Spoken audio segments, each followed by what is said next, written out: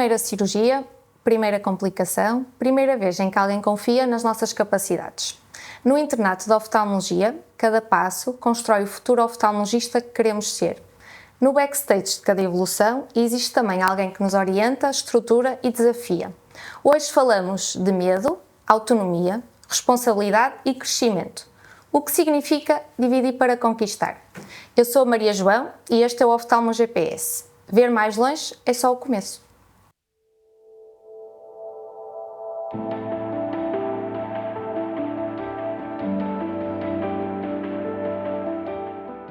Bem-vindos ao Oftalmo GPS. Hoje juntamos duas perspectivas fundamentais do internato: quem está a aprender e quem orienta. Temos então connosco a Marta Pereira, interna da oftalmologia do 4º ano no Hospital de Braga, e Miguel Mesquita Neves, assistente hospitalar graduado de oftalmologia no Hospital Santo António, subespecializado em córnea e cirurgia refrativa e também orientador de formação especializada. Vamos perceber como se constrói a progressão clínica e a confiança ao longo da formação. Bem-vindos novamente. Então, vamos começar a nossa entrevista. Obrigada pelo convite, antes de mais. Começamos por ti, Marta. Então, no primeiro ano, qual foi o momento em que percebeste a dimensão real do que te tinhas metido no internato de oftalmologia? Olá, antes de mais, obrigada pelo convite, é um gosto estar aqui. Ora bem, eu acho que isso é uma coisa que vai acontecendo à medida que nós entramos. No início está toda a gente perdida, não sabe muito bem o que é que está ali a fazer, não é? E à medida que os dias vão passando, que vamos passando pelas várias atividades assistenciais, vamos começando a perceber o que é a oftalmologia, primeiro, um mundo completamente diferente do que nós estávamos habituados previamente, não é? No curso de medicina e no ano comum. Porque na oftalmologia, no fundo, nós temos que aprender um bocadinho de tudo de novo, desde o exame objetivo e depois, claro, toda a patologia e a abordagem diagnóstica e terapêutica. É uma coisa que vai acontecendo aos pouquinhos, sim, vai acontecendo naturalmente. É isso, acho que quando começamos a operar e começamos a perceber um bocadinho da nossa responsabilidade, e à medida que nos vão dando autonomia, que é naturalmente uma coisa gradual, é que vamos aos poucos tendo esta noção do que é o internato, mas sim, acho que é uma coisa muito progressiva e é assim que deve ser. E o que é que foi mais desafiante para ti? Essa tal responsabilidade clínica ou o volume de conhecimento que tinhas que ir adquirindo de dia para dia?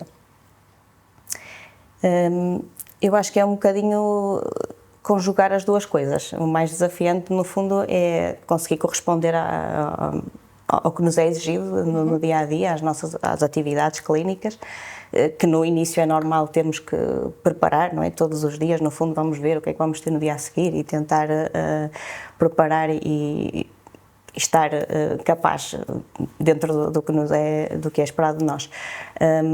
E ao mesmo tempo coordenar com o estudo, que claro é um mundo, não é? E no início nem sabemos bem por onde começar.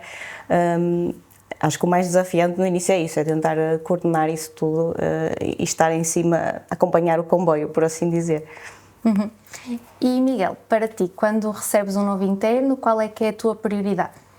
Antes de mais, e antes de responder à questão, agradecer o convite para estar aqui e parabenizar aqui a direção da SPO pela iniciativa Oftalmo GPS, realmente é um sucesso, e a SPO Jovem por trazer este tema realmente um bocadinho fora da caixa, mas que eu acho que é fundamental e que nem sempre é abordado, e é fundamental para formarmos bem também, para ajudar aqui a formar bem os médicos do futuro, são os internos.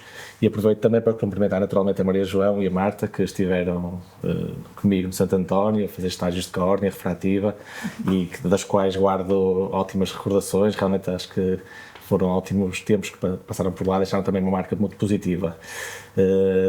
Passando à questão, portanto, quando recebo um interno, qual é a mensagem que tento passar logo ali no início?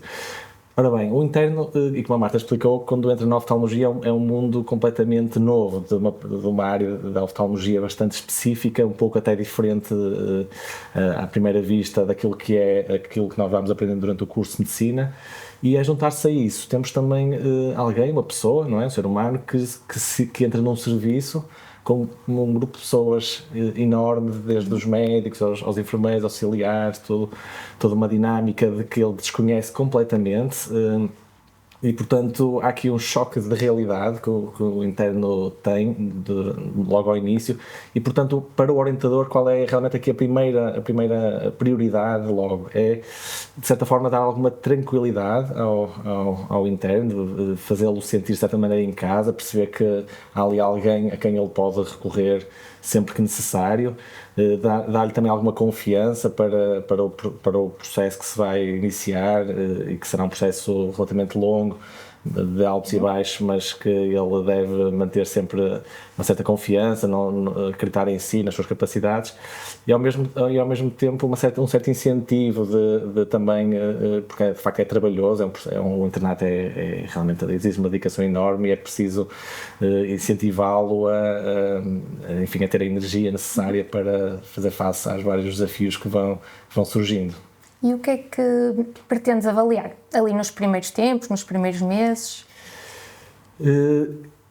No início, acima de tudo, acho que é importante avaliar o perfil e o caráter do interno, porque lá está, como não são todos iguais, há perfis muito distintos, perfis às vezes que estão demasiado, enfim, um bocadinho perdidos ali no início com tanta novidade. Outros perfis são um pouco mais, um bocadinho mais para a frente, como costuma dizer, entram com demasiada confiança e, portanto, perceber um bocadinho qual é ali a abordagem, a forma como o interno se está a comportar perante tudo aquilo que vai acontecendo, é logo a minha prioridade, porque acho que é preciso ajustar logo ali, claro, um pouco, nem 8 nem 80, portanto não estar demasiado confiante que agora, apesar de estar numa sociedade que eu adoro e que realmente é uma sociedade espetacular e às vezes o interno entra ali logo num deslumbramento inicial que também é preciso travar de certa maneira, porque também há aqui muitos desafios que vão aparecer e é preciso abrandar um pouco ali o ânimo de certa maneira, mas por outro lado também é preciso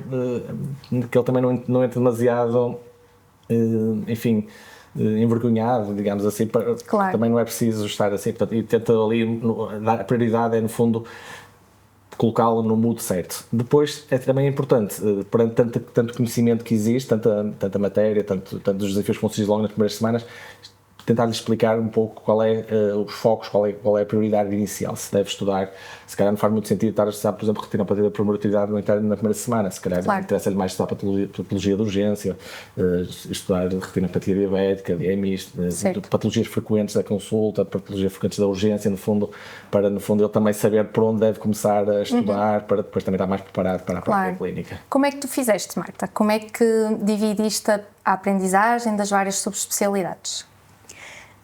Eu tentei, no fundo, ir estudando aquilo que estava na valência em que estava, não é? Claro que no início, como o Miguel disse, é assim um bocadinho tentar, nós vamos vendo mais na urgência e essas coisas mais frequentes, tentar começar por aí. Mas depois, entrando nas valências, vamos tentando estudar a valência em que estamos.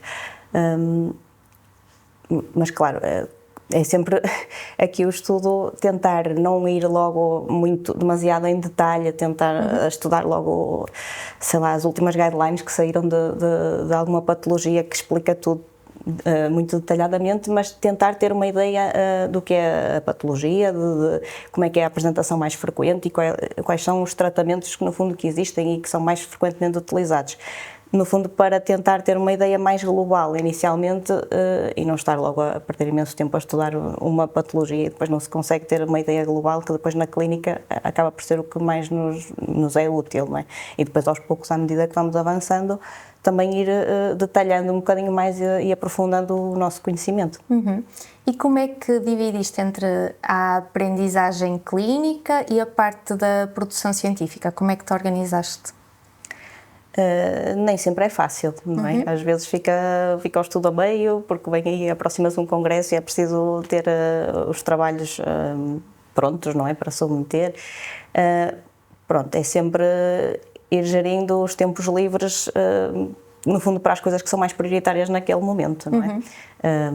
E a parte da produção científica tem que se ir trabalhando nisso ao longo de todo o ano, claro, mas no fundo tendo em vista um bocadinho aqueles congressos onde conseguimos submeter e que temos a oportunidade de ir apresentar e claro, e depois submeter tentar publicar esses trabalhos, mas no fundo acho que o ideal é ir tentando distribuir ao longo do ano esse trabalho, para não ser depois também tudo muito em cima da hora, que é sempre contraproducente, Sim. não é? E depois para também o tempo livre ser algo livre, não é?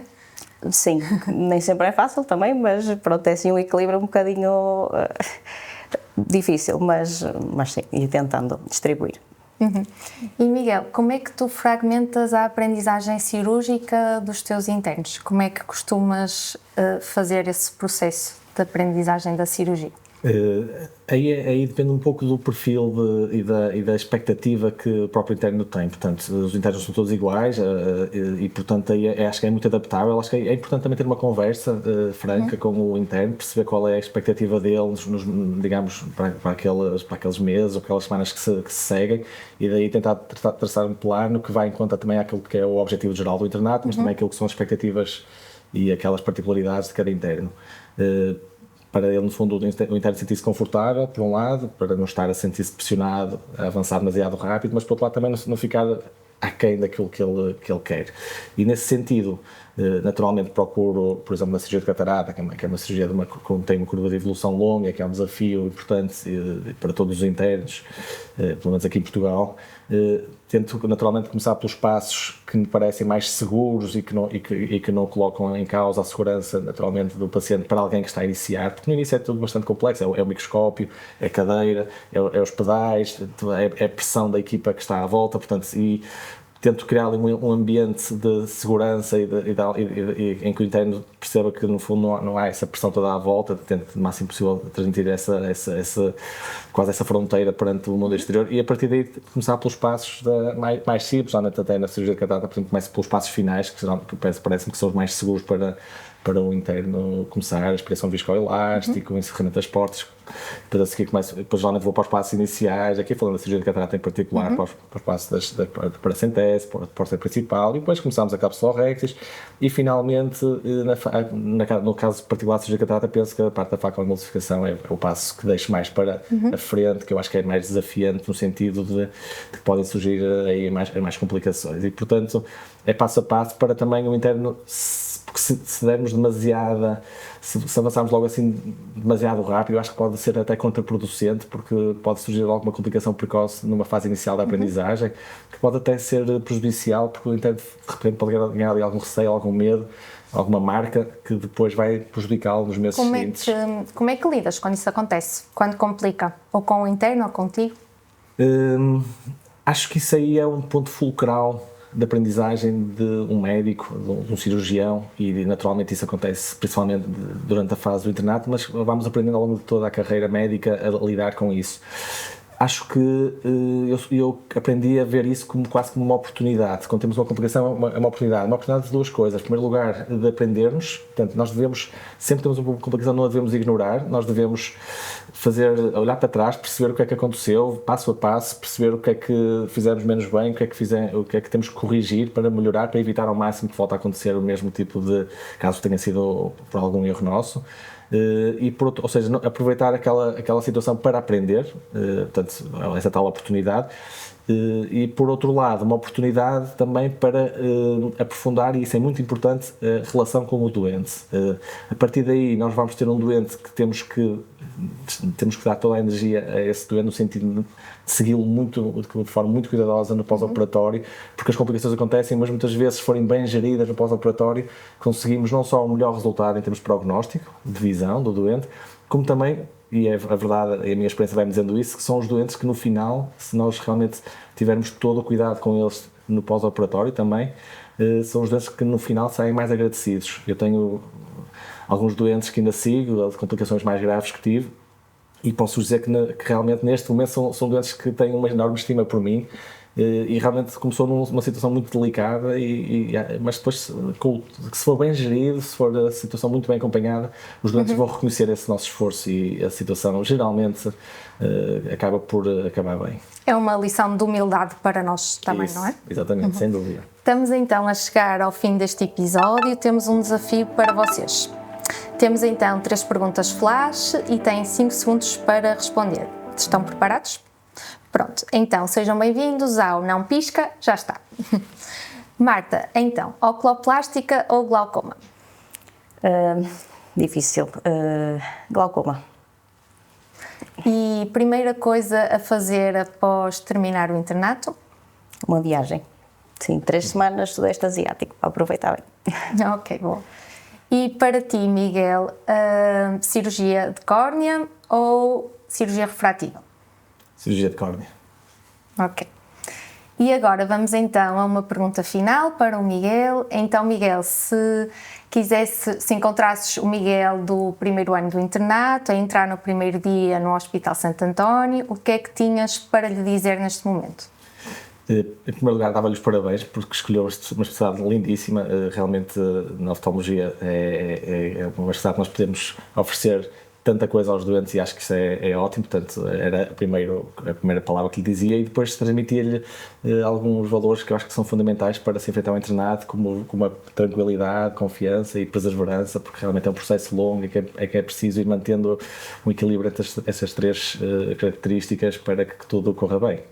Obrigada, Marta e Miguel, pela vossa disponibilidade. Obrigada por terem assistido. Se este episódio fez sentido para ti, partilha com o teu orientador ou com o teu interno. Subscreve ao Oftalmo GPS nas plataformas habituais e não te esqueças, no internato, cada passo constrói o futuro oftalmologista que queres ser. Oftalmo GPS, ver mais longe é só o começo.